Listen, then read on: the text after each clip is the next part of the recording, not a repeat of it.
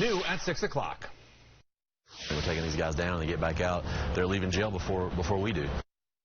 For years, WBTV has covered a number of stories involving repeat offenders. Police officers in Charlotte tell us change is needed when it comes to pretrial release.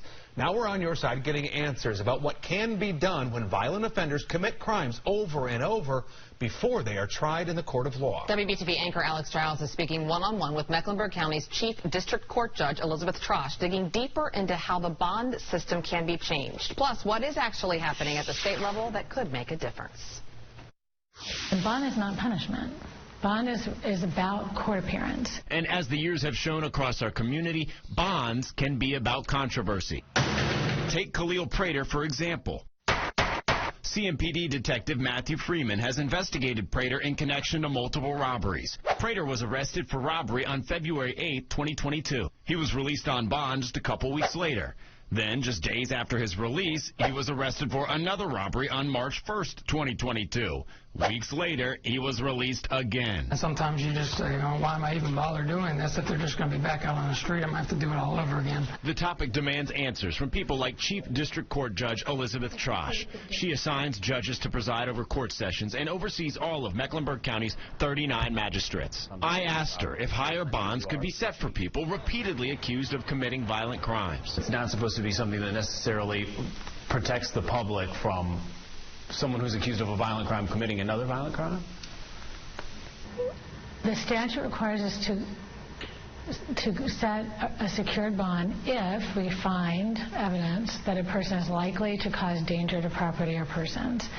And so a judge might consider that in deciding what conditions of release should be imposed. Trosch says the state's current bond system isn't designed solely to keep violent offenders away from the public. She says it goes back to the state statute that outlines what bail is. Money required to ensure a court appearance, not a specific dollar amount that corresponds to a specific criminal charge. Have there ever been any cases where you've said, well, maybe we should have still set the bond higher? I regularly engage in coaching, counsel, and training with magistrates around setting conditions of release. Is that a yes? You know, we've had, I think this has been a major culture shift for our entire system, to try to not think in terms of this charge, this bond amount, but think in terms of what is the risk that I'm seeing here and what is appropriate to address or mitigate this risk. Regardless of what magistrates have done in the past, the judge admits there is an issue with the current pretrial release system. We're having this debate about, come on, judge, can't you just agree, set a higher bond, right?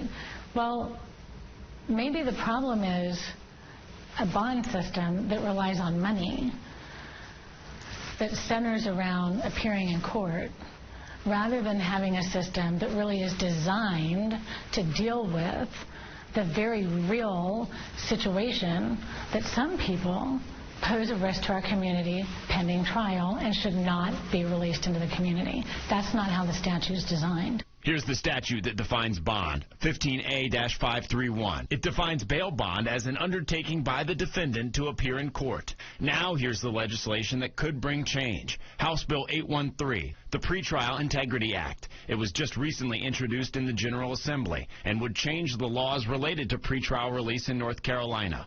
For example, for some serious offenses, judges would be the ones to set bond for suspects, not magistrates. Trosch says this is a good move. You're putting it a little further down the line, you know, in the process, where there's a greater opportunity to have more information. More information for a judge to consider before deciding what a suspect's bond should be.